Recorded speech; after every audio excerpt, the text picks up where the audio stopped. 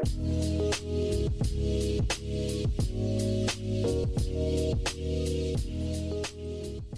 everybody, and welcome to a special bonus episode of the Spoiler Warning Podcast. This is our coverage of the 2019 San Francisco International Film Festival. I'm Christopher Schnese. And I'm Stephen Miller. And if you're joining us for the first time, the Spoiler Warning Podcast is a weekly film review program. Each week in the show, we're going to dive in, debate, discuss, and argue over the latest film releases coming to a theater near you.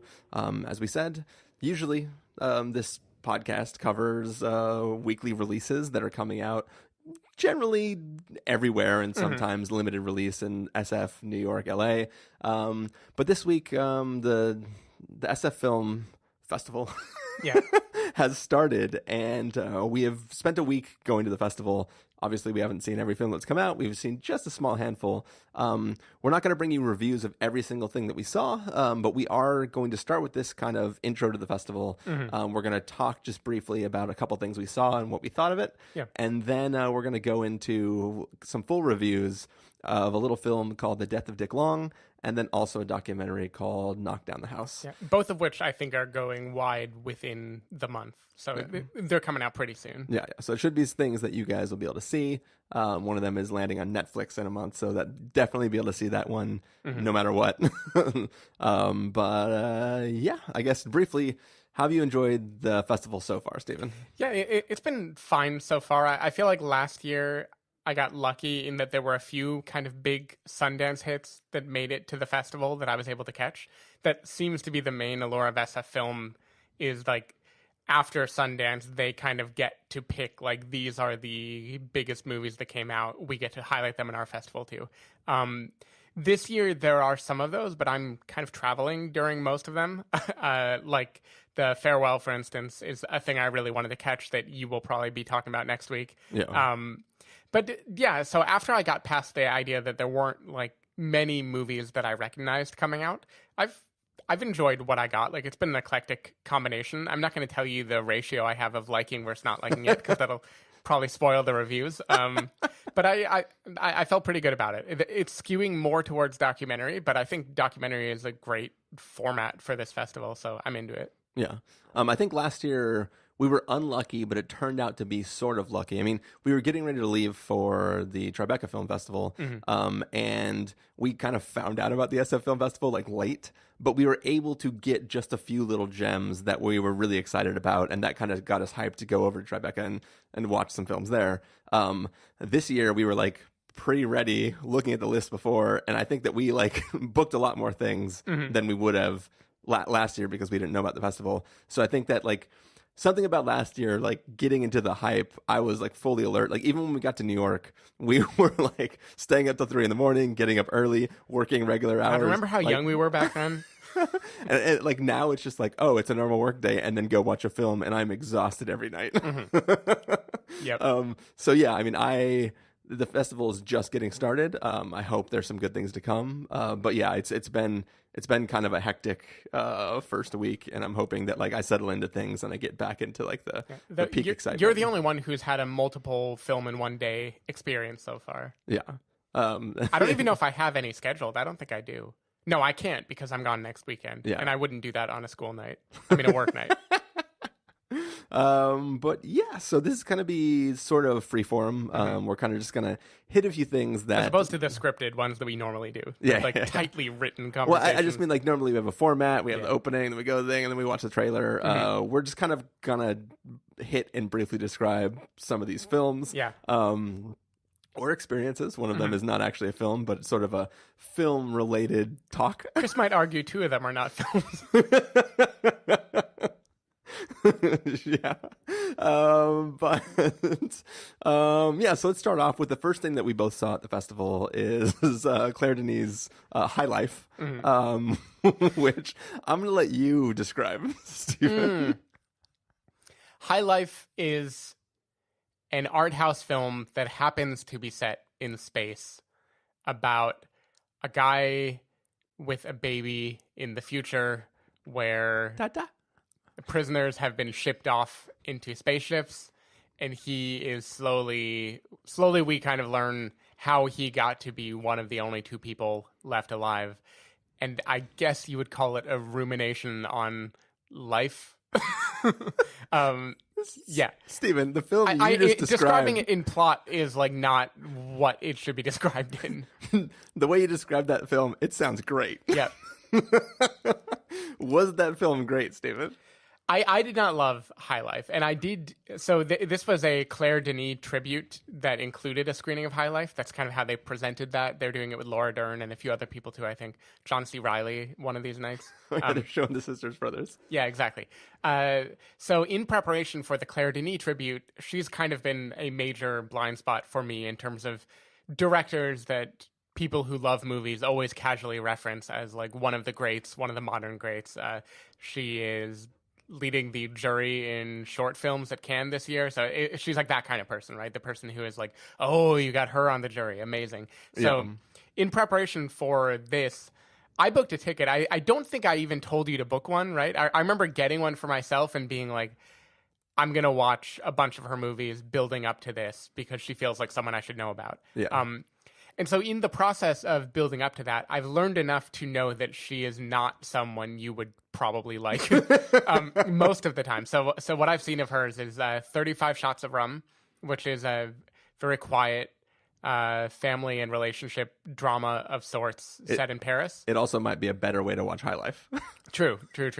And that one I'll say is tender. I don't know if you would love it because nothing, like, it's one of those movies where nothing really happens. Yeah. But it is a very sweet, gentle movie. It's like not a movie you would be aggravated by. It has some really beautiful character moments.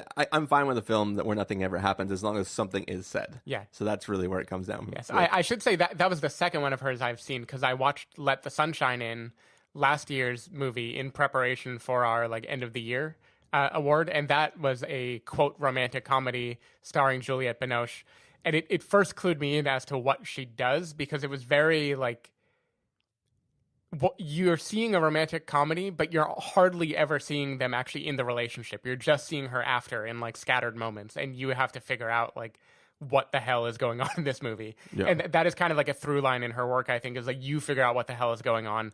I'm going to give you, potentially beautiful images and make you ponder with it. And so like that's what she does. I saw White Material, which I liked quite a bit actually, which is her movie set in some part of Northern Africa, I believe, in like colonial period of time, which is where Claire Denis grew up. And it's kind of about an uprising that happens there, and a woman who owns one of these like sugarcane farms, plantations, I don't know what you call them there, who is like trying to stay there even though it's clear that like the world is going to hell around her and she has to get out. That was a more kind of traditional drama, and I think you would actually maybe like that one. Okay. But anyway, all that to say, like, I was using this as an excuse to watch her movies. I couldn't get Beau Travail because it's not available anywhere, I've learned. I have more things in tow. But the main thing about her is the movie is hardly ever about plot at all. It's scattered images. The characters are going to frustrate you, their motivations, and you're either on board with that or you're not on board with it. So High Life cranks that even further in the sense that it is now taking a thing, science fiction, which people have all sorts of feelings about already. And it is just very much not caring about the mechanics of science fiction, right? The big scene that opens this film involve like bodies being dropped and falling in space, right? Like this is not a movie. The spaceship looks like a giant matchbox or something. It doesn't look like a real thing. Which is fine. I'm fine with low budget sci-fi, but that's not the issue. So I don't know the right way to rank it. This is not like among the things I've loved of hers at all. I think it's still hypnotic enough that I was glad I saw it. It has like jarring moments. There are moments where it's like really violent and really loud, and then moments where it's very serene.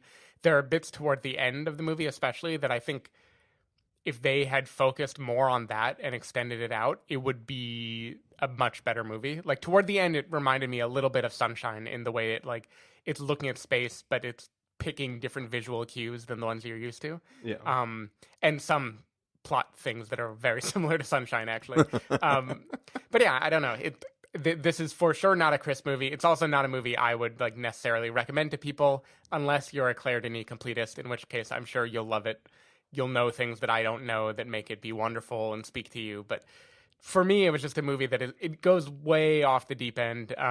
There's a lot more cum in this movie than I was expecting.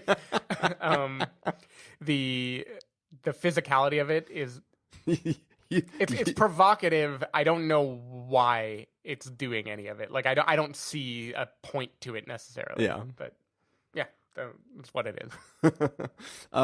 So I originally had not got a ticket for this film, but I think you gave me the pitch that you gave just moments ago, where you were like, she's kind of a big deal. It might be worth checking out. So I'm like, all right, fuck it, I'll add it. Why not add another film to the list? Yeah. And much to the prediction of one Carson Patrick, I detest this movie. I did not have a good time at all with it. Nothing it was doing was working for me. I had heard people like praising it and saying like it's a sci-fi premise, but it's not a sci-fi movie. That is 100% correct. This has none of the constituent parts of a sci-fi film. There are like veiled attempts at world building, but like they're not referenced to anything. They sort of just exist. Like, and it feels almost like some of them are sort of sci-fi dystopian future tropes, like who the people are on this ship, why they were maybe selected from this thing, the fact that like people are very concerned with having children, even though that doesn't seem to actually pertain to the mission that the people may or may not be on. Yeah, we don't know. Even if their mission succeeded based on the way they describe the mission, I'm not sure how that helps people who are still back on Earth. Juliette Binoche just wants babies. This was just a film that it just I do not abide. So the only thing I will say is the way, how should I put this? You probably love Upstream Color for very specific plot reasons of how it fits together and makes sense. To me, the reason I like Upstream Color is just those visuals, and it felt like scattered scenes. I didn't have a fucking clue what was going on, but I loved it because it put me in a trance. This movie doesn't put me in as much of a trance, but it had little bits of that joy that I still got from it. So I think it speaks to like probably if Upstream Color hadn't meant anything to you at all, you would maybe walk away and be like, what the fuck was I just watching? Yeah, and that is true, but I think that at least Upstream Color is dealing with certain sets of emotions that you can understand even if you don't know what the fuck is happening in that film. And I think that this film, they're very inaccessible. Robert Pattinson, we have no idea how he feels about anything. Yeah, everyone is very abrasive too in general. And some of the visuals too, like it leaves you with not like a wow that was shocking. It leaves you with like is this a woman trying to impregnate people while trying to not be pregnant anymore? Like there was, I didn't understand what was happening in that scene, and I think you know the scene I'm talking French about. Bo Burnham. There's a lot of the stuff that this film is doing. I feel honestly a lot like I felt watching Madeline's Madeline, where I was like, there's stuff happening and somebody thinks it's real smart. And I just don't appreciate it. So I think your review of Madeline's Madeline was like, there's a lot going on and I don't like any of it. That's basically exactly. I think we were talking about something, whether or not we were going to do full reviews of every film or just some of the films. And I said, I'm going to let the cat out of the bag. I did not fucking like that movie. Yeah. And you said something like, that's like the most obvious cat ever. So I forget exactly what you said. Yeah, I thought it was completely clear. I should mention too, we got off wrong foot at the festival because we were seated toward the back right of the first theater. I'm not going to say who didn't let us move to the balcony, but it wasn't me. We picked seats, and then Steve was like, I just went to the bathroom and checked the balcony. It should be cool. And I was like, we're already here.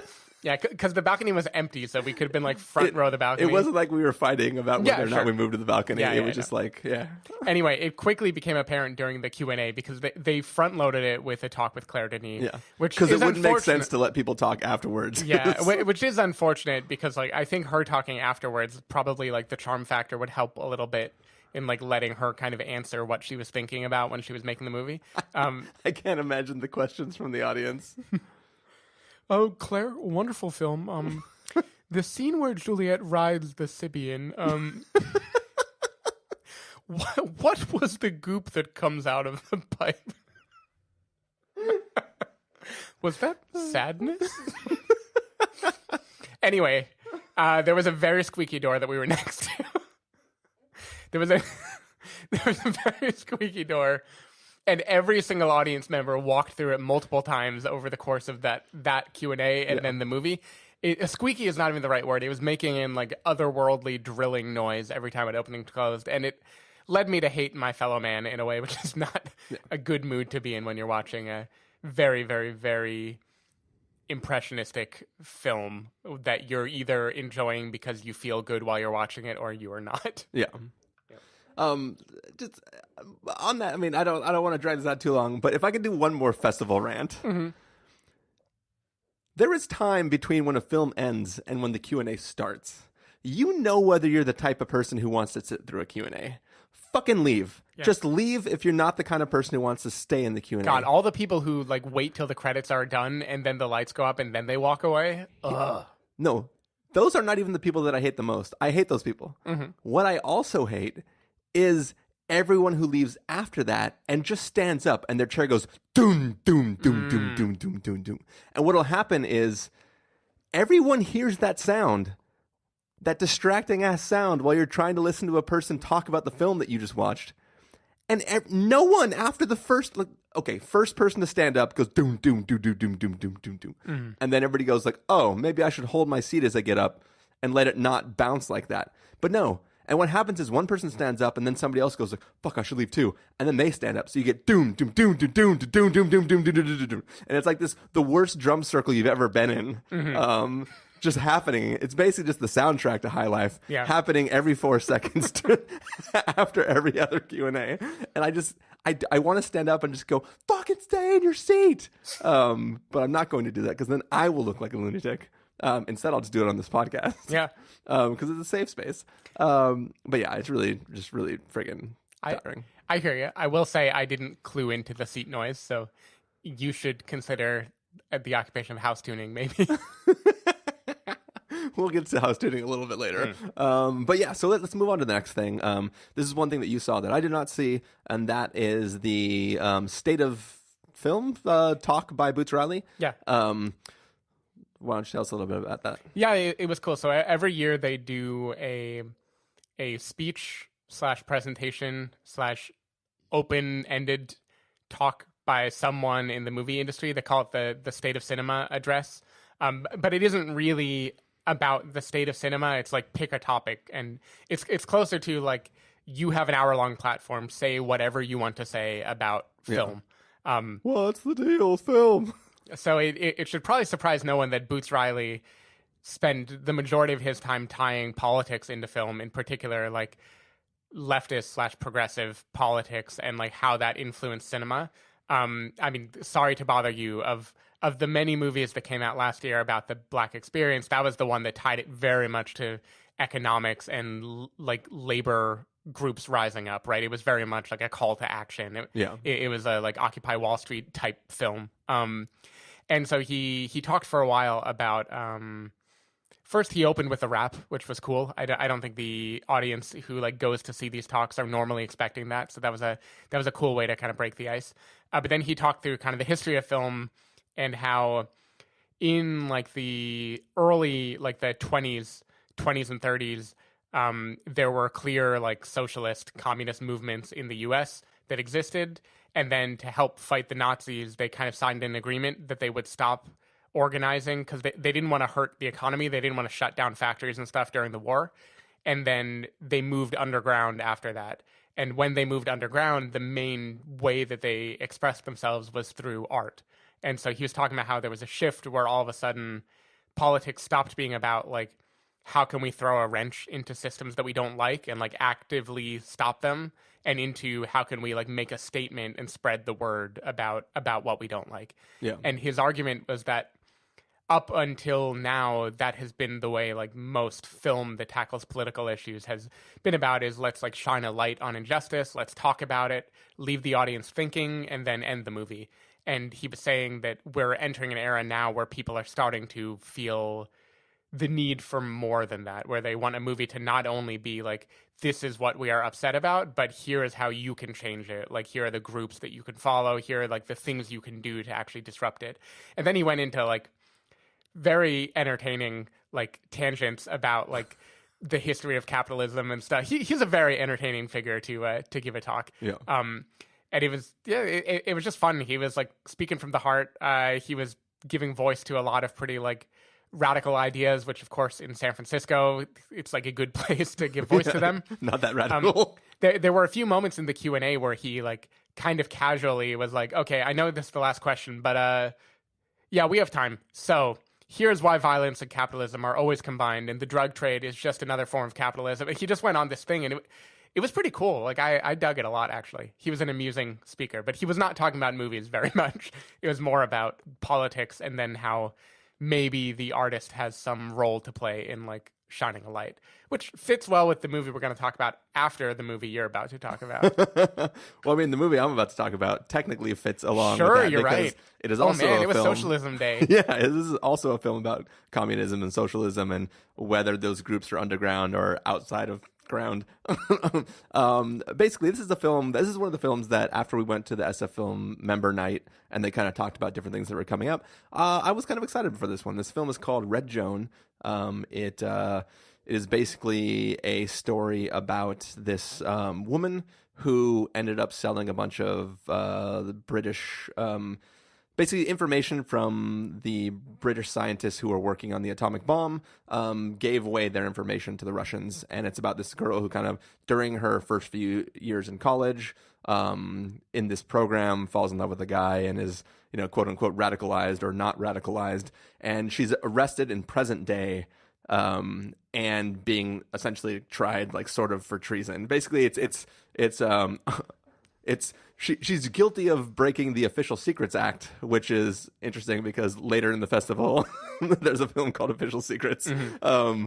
Anyways, unrelated, but I was excited for it because what I wanted from this film was sort of a imitation game film about how this woman decides for altruistic reasons that, hey, everybody's working on these nuclear bombs and we don't want World War III. What if I give this to other world powers and make sure that everybody has the bomb so that nobody wants to use it on each other? Mm-hmm. That premise on paper is great. Like there's a really compelling story that can come out of that. Judi Dench is great. Like I want to see her like acting her heart out, trying not to get tried for treason, right? Like this all sounds like really, really great things. The film is not great though. Nope. Like the night before we were going to see the film, Steven like was looking at his phone. He's like, how much do ratings that come out affect your decision of wanting to see a movie or not? And I was like, what do you mean? He just holds up his phone and it's got like a 31% on Rotten Tomatoes or something like that. And I was like, there's not enough reviews.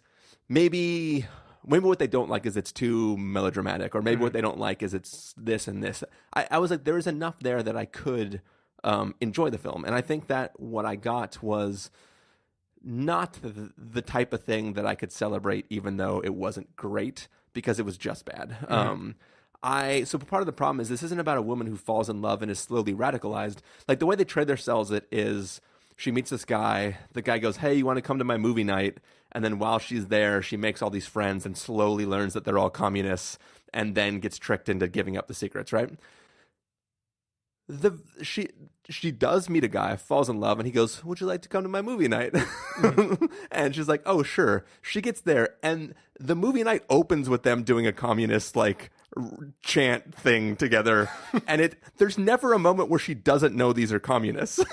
And then, like, literally, the loving embrace that her Russian immigrated to Germany boyfriend, he literally longingly looks at her and goes, my little comrade. And it's like, there's nothing subtle happening in this movie at all. And the ironic thing too is this movie has the Dumbo problem where they're constantly trying to let you know how smart she is, and the men are like undermining her and stuff like that. Ironically enough, the real woman was just a secretary. So the scenes in the film where like the scientist guys are like, oh, little secretary wouldn't understand all this math, they rewrote the character to be this genius, like Cambridge physicist woman, which is fine, but it's just funny that they're trying to be like really on the nose. They could have gone more imitation game, like directly, and made it so she wasn't trained quite as much as the other people, but she still was like brilliant. Yeah, like they could totally do that, but instead they wanted her to be top of her class, and but the real life story about the woman that this is sort of based on was just a secretary who the reason she was able to get all this stuff is because everybody underestimated her. So she was like, "Oh, well, I just have access to all the things." They don't think we got the balls to pull this off. Yeah, exactly. But so it's just in the end, it's not a very compelling tale. And I think really one of the things the trailer kind of sold us of okay, she gets arrested. Now this is the trial. The entire film is this flashback, right? And it literally ends with her being carted off from the house. Yeah. And it's not like, it doesn't even go to trial. Like, there's this big thing where, like, she wants her son to defend her because her son is also a lawyer. And it's like, will the son actually think she did the wrong thing or the right thing? Is he going to stand up for her or not? Like, I wanted a court case where you argue to the audience that what she did was the right thing. And instead, you just get a line where she goes, "I was trying to prevent World War III. Given that it hasn't happened yet, I think I did the right thing." And it's like, there's no, I don't know, this film isn't doing anything with the concept. It doesn't make you happy that she supported the communists. Like, she has a dick boyfriend who constantly tries to get her to steal secrets, and she's like, "You know what? Sure, I love you," even though it doesn't make sense. It was long and not exciting in the way that I hoped it would be, and it's definitely no Imitation Game. Maybe what's it called? Open Secrets? Official Secrets. Official Secrets. Maybe that'll be closer because you've got the shared actress. And it's a little bit closer to Imitation Game. Yeah. I haven't been hearing positive things about it, though, so I'm hoping it's good. I'm hoping it's good. It is like the closing night selection, so I'm hoping there's enough there to bring me in and make me excited for it. But still gonna check it out. Yep. Cool. Yeah. So we've already leapfrogged over Death of Dick Long because we're going to talk about that in full. I guess we'll leapfrog now over Knock Down the House, which brings us to The Sound of Silence, the movie that we both saw in the Dolby Theater yesterday. Which, once again, another one that I was very, very excited to see. It's a very strange plot. It's about a man who is a house tuner. Essentially, he can key into the tones that different devices in your house make, and their resonance or dissonance with the key that your city creates can instill livelihood or depression in you. And he kind of goes to people's houses and like feng shui's the sound out of them. And Steven, how did this film work out for you? I was not particularly excited going in to see this movie. In fact, the only thing I remembered or knew about this movie was Peter Sarsgaard was in it. I had literally, like, Joanna referenced something about like house tuning or something, and I was like, I don't know what you're talking about. She had learned more about the movie than I had, and she didn't even see it. So anyway, given that I walked in having like very little feelings about it, I think I feel okay about this movie. I think it has a really, really, really interesting premise. I think it like explores something that is very interesting. In the classic festival movie pitfall, I don't think it does enough with it to justify itself. It kind of like takes a cool idea, takes some cool feelings that like you get to toy with for the duration of the movie, and then it doesn't do enough character building to really bring it to a pleasant conclusion. But I think as a short film, at least, or like something else, I think this is really cool. Like I enjoyed the idea of tuning houses. I think there's a lot of nice moments that are capturing kind of the vibrancy and the chaos of New York City, and the idea of like finding a little meditative place to like key into the quiet things happening in life and like subtly adjust them. I think that's really interesting. I also think the playing with like he believes himself to be a scientist doing rigorous work who is like helping people in the name of science. But then with Rashida Jones's character, they kind of compare him to acupuncture and other things that are more like, maybe this isn't science, but maybe it just makes people feel nice that they're doing something, right? So like, I think the movie has a lot of nice enough things going for it that I was happy I saw it in the end. I just don't think it doesn't build to a satisfying conclusion. There's a lot of pacing issues in the movie where you expect more to be going on than is actually going on. And I just think in the end, it doesn't, I don't know. It would be nice if it did more with this premise, but judging by the kind of festival curve of like, this is a thing I've never heard of before, let me check it out, I felt pretty happy. Yeah, like I'm a fan of Sarsgaard, and I usually check out his little movies, like is it The Experimenter or whatever? What is the one where he's playing the guy who does the shocking experiment? with all the people, with the guy behind the wall where you shock him if he gets a question wrong. Anyways, it's like a famous psychology experiment that's been like debunked and stuff like that. Anyways, whatever the movie's called, like I'll see him in these roles, and they're always really, really fun, and I'll watch them, and even if I don't love the film, I'll still be entertained by it. I think the problem with this film is its smarts is all of the meta stuff that the average listener or watcher cannot pick up on depending on how they see the film, right? Mm-hmm. There's a lot of work. Like this film was made in conjunction with like Dolby people, and like it has a special Atmos mix, and it's like all this attention and work went into dealing with the resonance of sound in the film and how it's presented and where it's presented, and like tuning the mixing of ambient noise, mm-hmm. and all these things where it's like, I so appreciate what you're doing. Yeah. I also would not know what you were doing if Right. you weren't standing there telling me about it. Mm-hmm. And I think I was really excited for this idea that you can like, because I mean, I will definitely pick up on a sound in a room. I'll be that guy who tells everybody there's this high pitched whine in their house, and then they'll be mm-hmm. fucking mad at me forever because I clued them into this thing. Or like I've definitely been where I've had to unplug like a charging plate because it's emitting a whine or something mm-hmm. like that, right? So like I'm totally on board with this idea that changing the sound in your environment can change like your mental state. I thought it was really cool. I really liked the beginning of this film, and just the first times you see him, like it opens on him talking about the tone that a radiator in a guy's house emits, and he just cuts this little piece of copper that you would normally use to like secure a pipe to a wall or something like that, and he just wraps it around it and exposed, and just that little wrapping around theoretically is changing the pitch that's being emitted, and everything's fine. Mm-hmm. I'm like, this movie's rad. Yeah.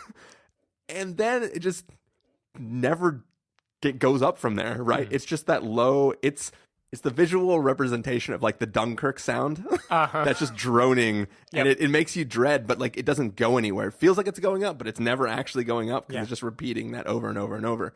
And I think that the film is interesting, but then doesn't do anything with that interestingness. And I think you can't have so many characters that are deadpan. You can have the one person who is deadpan and just kind of contemplating where they are in life, while the other characters around them are normal. But when you fill your film just with very monotone people who don't get too excited that they're working on a thing, it's just not an exciting film when you do this. And especially a film that's all about having the quiet moments and then the not quiet moments, and then just sounds, and then just not sounds. It's a thing that like begins to.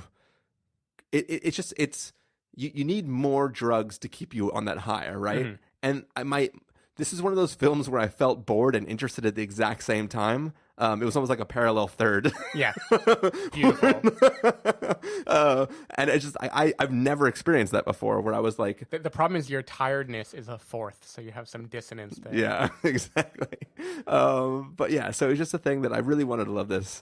I appreciate this film more than I like it, but it was slightly enjoyable. There's actually some very, very interesting things with the resolve of this film, and just they almost go into the Hummingbird Project state, mm-hmm. where like somebody else is trying to do what he's doing better. Yep. And then his attempts to overcome that reveal in himself thoughts that he didn't have about this. Like, it just, mm-hmm.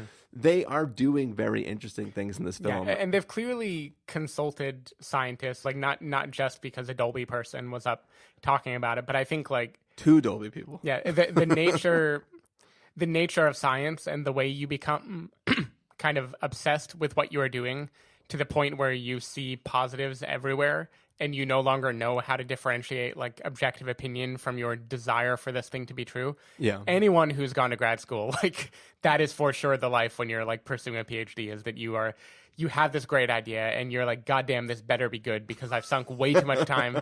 So I refuse to hear anything but it being good. And I feel like it definitely tapped into that a bit. I do think the movie doesn't do well with the moments of drama or conflict. Like there are arguments that Peter Sarsgaard will have with Rashida Jones's character, and to me they just come totally out of nowhere because they have nothing to do with the way either character actually behaves in normal everyday life. So that was kind of where the movie lost me. But I still, it was tranquil and nice. It reminded me kind of Blue Night that we saw in Tribeca, just like a movie about 2 tired people in New York who are having like calming conversations, and it's kind of about music, but not really. Like, Yeah. there was something there where I like the vibe, but I wouldn't tell anyone to rush out to see it. But I think it's totally enjoyable, at least with like in a place with a good sound system. I think it's an interesting like experience to have. I will say too, the Dolby people might not like hearing this, but I would say that if you do watch this film, you probably won't see it in theaters, but when you do, get a really nice pair of headphones and just crank that shit up and watch it in that. I think it could be potentially really cool. Yeah. So agreed. Yeah, so that is sort of some of the things that we've seen in our first week at the SF movie Film is Festival. Experimenter, by the way, that you're talking about. Okay, so so I was right. I had never heard of it. Maybe it's worth watching. It's definitely better than the Stanford Prison Experiment movie. Yeah. But y'all like them sausages? But so we, as Stephen already mentioned, we did also see a little film called The Death of Dick Long, and also a film called Knock Down the House. So we are going to take off in just a second and go record full reviews of those for you. But for now, Stephen Miller, if people want to find you throughout the week, where can they do that? People can go to twitter.com/sdavidmiller or sdavidmiller.com. People can find me at ChristopherInRealLife.com or Twitter.com/ChristopherIRL. You can find the podcast over at thespoilerwarning.com, where you can get a bunch of the back episodes of the show. If you want to subscribe to the show, you can do so in Overcast, Stitcher, Apple Podcasts, or wherever podcasts are found. If you want to know when the episodes go live, you can follow us at Twitter.com/SpoilerWarning, Facebook.com/TheSpoilerWarning, or Instagram.com/TheSpoilerWarning.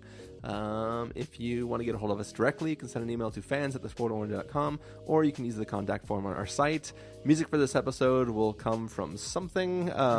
If I can't find the new jingle that they use for the SF Film Festival, I'll try to go back to our old episode and find the one from last year. Yeah. We are in the film festival.